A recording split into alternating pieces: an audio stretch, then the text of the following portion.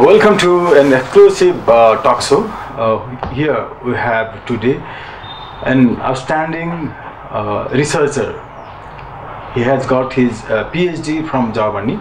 He has made a lot of contribution on the field of research on biomass technology. He is none other than Dr. Qin Fei from China. Now in Nepal, he is conducting more research on it and making so many suggestions for Nepal, government of Nepal. I just want to introduce him and welcome to you to this talk show. Thank you. Is it your first time to be in Nepal? Actually, this is the fifth time. I already been here for many times. So, when you visited Nepal for the first time? I remember it's 2011. Okay, 2011. Yeah. So, we are in 2014 now. What kinds of differences you noticed in comparison with your first visit in Nepal and now? Oh, it's a lot of changes happened in Nepal in the last 3 or 4 years. So we can see a lot of things have changed, such as street become more beautiful, and there are so many beautiful places I have visited before. So I like it very much. I was trying to drag you into that impacts biologically and by the point of climate change view. If you have noticed such types of any observation, if you have. You mean the forestry in Nepal? Yeah, as well as other kinds of climate change and its effect in Nepal, if you have noticed. Oh, sorry, not Himalayas, sorry. Because we have lost so many Himalayas then 2011 to 2014. Yeah. Himalayas are changed into only hill now because no snow are there. Yeah. That's why I'm. Sorry, I got a little mistake. Okay. So actually it's a big problem for the whole world. You know, because of change of climate, there are so many things disappeared, such as snow mountain, and also the temperature of air, and also the water is increased a little bit. So that's a big problem. So every country has to face this kind of problem. So, Dr. Fei, may I request you to make it clear what the biomass technology is? Yeah, actually, we are talking about the biomass energy because of the energy crisis. So, the fuel we generally use nowadays is fossil fuels, such as petrol, diesel. It's from crude oil. Actually, it's original from biomass, but it takes a long time, such as million or billion years. The biomass decomposes into the fossil fuels, so which is generally used nowadays. But since the demand of this kind of fuel increased a lot, but it's not fully conserved, so we have to face the shortage of this kind of fuels. So we are thinking about, since the fossil fuels is from biomass, so we are thinking about, is that possible? We can use biomass to produce some fuels we can use nowadays. So that's the concept we figured out in the past. I think that most of the Nepalese think that we have so many natural resources to exploit. Yeah. Still we have. Yeah. That's why, is it really necessary that biomass technology for Nepal? Is it really necessary for Nepal? We have so many natural resources to exploit. Still we have. Yeah. That's why I don't think that the biomass technology as a commoner of this field. I want to know that, is it really necessary for Nepal? Actually, to my best knowing, in Nepal you have a lot of natural resources such as hydro. Yeah, your country has the second potential of hydropower all around the world. There is no doubt. But there is a thing that every coin has two sides. Everything has the advantage and disadvantage. Yeah, for the hydropower, it's very cheap and it's also very renewable energy. But the problem is that in Nepal, all the hydropower station is flow hydropower station, not conservation power station. So only in the rain season you can get a lot of hydropower electricity, but but it's more difficult to get enough electricity in the dry season. But I already heard that you are thinking about to construct a lot of big hydropower, but the main issue is that before we start to do that, we have to think about what's the negative effect of anything, no matter what we do. There is an example in China. We have built a very big power station in China. We call it Sanxia. It's very big. Okay. So, but nowadays we found out there is some problems we can't predict before. Since all the water is conserved in the upstream, so there's no water to go to the downstream. Okay. So some fish disappear, and the forestry disappeared because of the shortage of water. So when I come to Nepal, I saw there are so many biomass raw material. Nowadays it's totally useless. Okay. So the people, okay. If I doubt, so many research and projects are conducted in Nepal only for the experiment. That is our experiences in Nepal. What would be your answer? If this research or this program or whatever the project you have to launch in Nepal, that is if only for the experiment? Not for the experiment. Okay. For the biomass, we start to do this kind of project in China in the past 20 years. At the beginning, there are so many people thought this kind of project. They think maybe we will destroy the forestry and we will cut tree down a lot. But since 20 years ago, we start to do this project. Nowadays, we success in this kind of project, and we just use the forest waste and agricultural waste. So nowadays, people know biomass very well in China. It's kind of sustainable economy, because we pay the money for people to collect the forest waste and agricultural waste, which endanger our environment before, but now it's become our resource, our energy resource. So in Nepal you have a lot, but you didn't realize that this is the energy resource. Because you just think this is the waste which cannot use the anyway. Could you please mention some results of application of this technology all over the world or in any specific country if you have launched it? Yeah, actually, the best example is a country in the south of Europe, such as Sweden and Denmark and Norway. Yeah, because they are in the very cold zone. So they need a lot of energy for electricity and also for heating. But they have the same problem as you have. They are lack of fossil fuels. They has no coal, no natural gas, no crude oil. The only thing they have just biomass. They have a lot. So they already start to do some works in biomass. They develop a lot of biomass power station. And all the fuels people use in family is also biomass. So the biomass energy already accounted for roughly 40% of the fuel consumption of Sweden and Denmark. So that's the best example.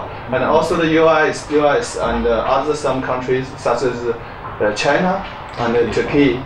They already start to do this research on this kind of renewable energy. Okay. So, what are your findings during your research in Nepal to launch such types of technology? Okay. First of all, I think you have a big possibility to develop biotechnology in your country because of the a lot of raw material which is not used nowadays, and meanwhile you didn't have fossil fuels fully conserved, such as coal, crude oil, and natural gas. But that's we always say that the energy is the blood of industry. So if one country wants to develop the industry, energy has to go first. So since you have no coal, no crude oil, no natural gas, the only thing you have is hydro and biomass. So in hydro, you already do a lot of work on that. There are so many hydropower stations already start to work in your country, but the biomass is still not under of development. So we think, first of all, you have the raw material, enough raw material, and secondly, you are suffer from the shortage of electricity, and because of the shortage of fossil fuels, your industry is still developing. So if we can use biomass to develop your industry, and meanwhile we will pay the money for people to collect for collecting raw material, the life of normal people also will be improved. I think that's the best strategy for your country. So whatever the time we have to spend for the ultimate output of this project, if we start now, what the time frame we have to spend? Okay, if you want to do by yourself, maybe it will take some time. For example, it takes 20 years for China to develop this biotechnology. But if there's someone want to help you to develop this kind of technology, maybe it takes short time, so maybe 2 or 3 years. I think at most for 4 years or 5 years, you can control this kind of. You already have this kind of biotechnology. You can supply the electricity, natural gas by yourself. You can totally independent of fossil fuels. So minimum we have to wait for 2 or 3 2 or 3 years. 2 years. Yeah. Okay. So did you find any barriers, any obstacles before it to launch? Did you make any consultation with the government authorities in Nepal, and what was the reciprocal statements by their side? Actually, we have talked to the government of Nepal, and they are also very positive on this kind of biotechnology, and we are also very interested in investing on this kind of project, biomass project in Nepal. So this is a good chance for Nepal to develop biotechnology. But the problem is that for biomass, the raw material is we have a lot of raw material all around the world, but we have to collect the raw material and store the raw material in somewhere, and meanwhile we have to pay money for the raw material. So the cost of bioenergy is a little higher than the fossil fuels. Okay. So no matter which country who want to develop bioenergy, the subsidy is necessary from government. Maybe this is the main issue now that you have to develop biotechnology. So do you see such human resource in Nepal to be involved for these types of technology, because it's newly introduced, I think, in Nepal? Yeah. What would be your suggestion for the human resource? They are actually, Once you start to develop biotechnology in your country, you will generate a lot employment opportunity for your people. I heard that nowadays your people think about how to go abroad to find a job or something like that. So if you can develop your biotechnology in your country, maybe this young generation can find a job in your country, and meanwhile they can learn how to use biomass in the future. If it happens in the future, so your country, the people will be happy to get money from biomass. Your country also will be happy getting energy from biomass. So the industry also will develop a lot. Okay. Does it need such types of skilled manpower for launching this technology, or to be involved for the ultimate product of energy through this technology? Because you are talking about only the unskilled human resource. Because I think this one is very specific. Actually, the main issue is that if you want to develop biomass, the support from government is necessary. Without the support from government, it's more difficult for industry to do that by themselves, because this is a kind of we call that system project. We need a lot of people, and we need a lot of support from different aspects. So, what is the trend of the government subsidy for this technology in other countries in the world? You have, actually, it's not the same. It's not the same. The subsidy is not the same. It totally depends on the cost of labor and the cost of raw material.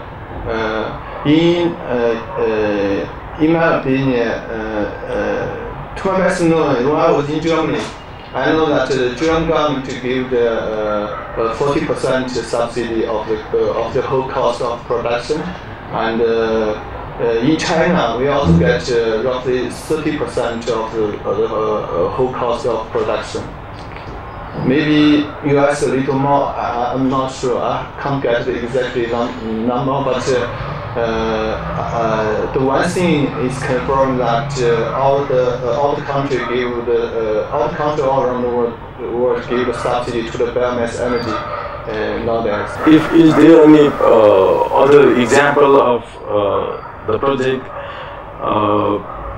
if they have launched this types of technology privately and independently? Is there any such types of example where independently and privately biomass technology is launched, experienced, and the use of the product of energy through this technology? The best example is Sweden. Okay. Yeah, Sweden in the last 30 years. Sweden used a lot of biomass for production of electricity and heating, for the family, also for the industry. All the biomass energy accounts for 40% nowadays, 40% of the whole fuel consumption. But the government of Sweden is not satisfied. Is not satisfied for this result. They also want to increase the biomass energy to 70% of the whole fuel consumption by 2020. And they also want to use biomass to produce the transportation fuel, such as petrol and diesel, in the future. They already start to do this kind of work for a long time. When I was in Germany, I was in a group who was doing this kind of research for many years. Is it more expensive than the conventional one for energy production? Yeah, actually, it's a little expensive than fossil fuels. because the fossil fuels is fully conserved underground, so it's easy to get it to get it. But for the biomass, the large part of the cost is for the collecting raw material for the labor. So the cost the big part cost of biomass energy actually is we are back to the people, to normal people. So it's a social economy project. Do you have any collaborated program or any projects to ICT Association Nepal? Because you are here only because of the initiative role of ICT. Yeah, and so if you have. Yeah, we have a project we call DFC, the dust-free classroom project. Actually, we want to improve the environment of students in school. Before we use chalk for teaching students, but there are so many dust in the classroom. It's not healthy. So at the beginning, we have this kind of cooperation. Want to do something good for the young generation. But in the middle of this project, when we come to Nepal, we saw a lot of raw material, biomass raw material. So we figured out how to do something more for Nepal. So that's the reason we start to do some investigation on biomass. So what next? In near future, you are going to be involved in Nepal, or if you have designed any exemplary project for this technology in Nepal? Actually, I will, for this project, I will be responsible for all things because I got the PhD degree in Germany and I'm an engineer. So from beginning, I already been involved in this project, and meanwhile, our company assigned me as representatives of our company in Nepal for this project, and we also hope we can success in this project and help some people who want to know biomass and get some opportunity from biomass. So, if you have to make any suggestion for the government, especially for launching this technology, and also for the private sector, I want to say that for the whole for one country, the energy is the most important thing. So only if you can control by yourself, you will control the fate of your country. If you want to depend on the energy allowed to develop your industry, anyway, we have to control by ourselves. We have to control the energy by ourselves. So since Nepal has no fossil fuels, so we have to think about how to make us independent of fossil fuels. Hydropower is a good option, but biomass is also a good option for us, but it's still not developed. So we really hope we can have a good cooperation and develop biomass technology in Nepal in the future, and help your people and also help your country. On behalf of Business Television, we wish and hope that the effort you make in Nepal for launching this technology, you will be success in future. Okay. Thank you. Thank you so much. Viewers, we had today Dr. Qin Fei from China. Biomass technology that is going to be launched in Nepal in near future if the any necessary actions by the government is taken in future will be fruitful for Nepalese too.